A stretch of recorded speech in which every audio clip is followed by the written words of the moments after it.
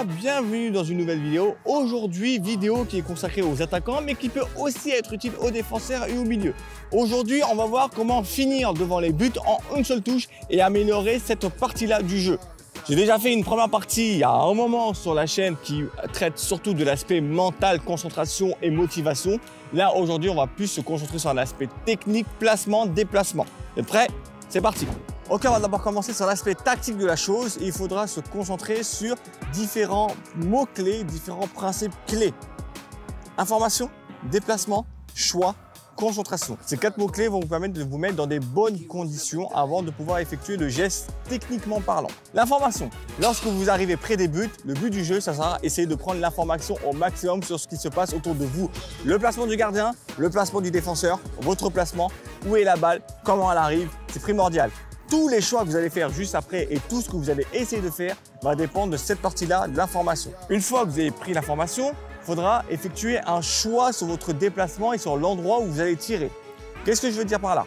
Lorsque vous voyez le centreur être sur le point de centrer, vous allez devoir effectuer une prise d'information, ça va vous être gardien ou le défenseur. Avec cette information que vous avez sur le défenseur, vous allez devoir choisir où est-ce que vous allez vous déplacer pour pouvoir demander la balle au centreur.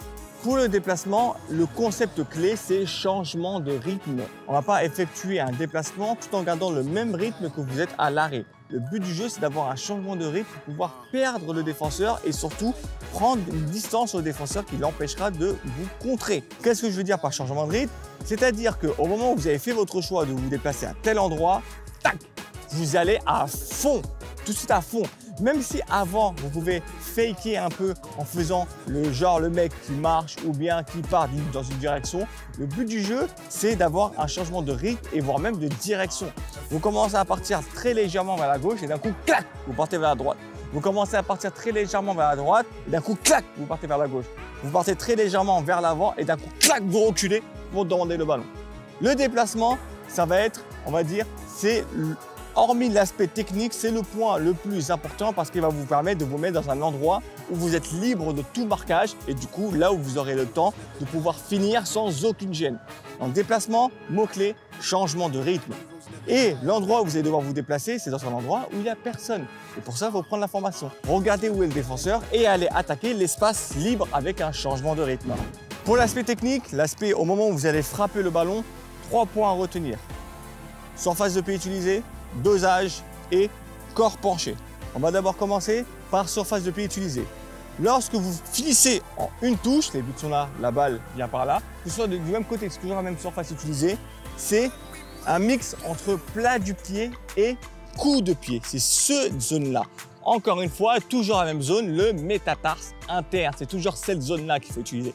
Donc plat du pied plus que coup du pied, mais un mix entre les deux. L'objectif, ça va être essayer de taper avec l'intérieur du pied pour pouvoir viser la zone que vous aurez choisie.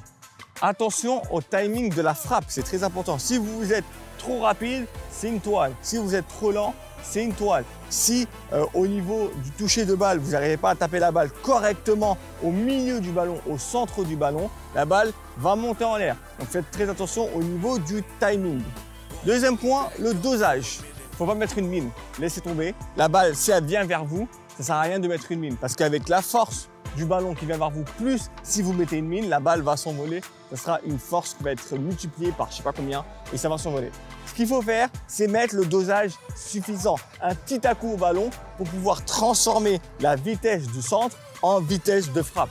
Et vous allez voir, si le centre est bien fait, bien appuyé, il suffit juste de mettre un tout petit à-coup pour que la balle parte super vite et surtout ne s'envole pas. Au niveau du dosage, on va aussi parler de là où vous allez frapper. Il y a plusieurs choses. Il y a l'aspect facile et l'aspect difficile. L'aspect facile, c'est de tirer de là où la balle vient. Pourquoi ça? Parce que ça vous permettra uniquement de mettre le pied en opposition avec la balle. Frapper dans la zone où la balle vient, c'est juste opposition pour que la balle aille dans le bon endroit. L'aspect difficile, c'est frapper à l'opposé où la balle vient. Là, c'est plus compliqué parce qu'il faudra transformer complètement la force du centre en force de frappe. Parce que effectuer une frappe croisée qui va à l'opposé de là où elle vient, ça peut être compliqué. C'est encore plus compliqué dans le sens où vous avez plus de chances de pouvoir louper le ballon. Et dernière chose, bien sûr, le plus important, pour éviter que la balle parte loin, haut, le corps, le haut du corps, faut qu'il soit pencher. Il faut que vous vous couchiez sur le ballon pour faire en sorte que la balle reste bien au sol ou se lève très légèrement. Donc voilà les gars, c'est la fin de cette vidéo. J'espère que les différents conseils, ces différents types vous auront aidé. N'hésitez pas à réfléchir à tout ce que je viens de dire, surtout au niveau des déplacements, au niveau de la concentration, au niveau des choix et à vous entraîner sur le terrain au niveau de l'aspect technique. N'hésitez pas à nous mettre dans les commentaires d'autres tutos à faire. Nous, on se retrouve la prochaine fois pour une prochaine vidéo. Ciao!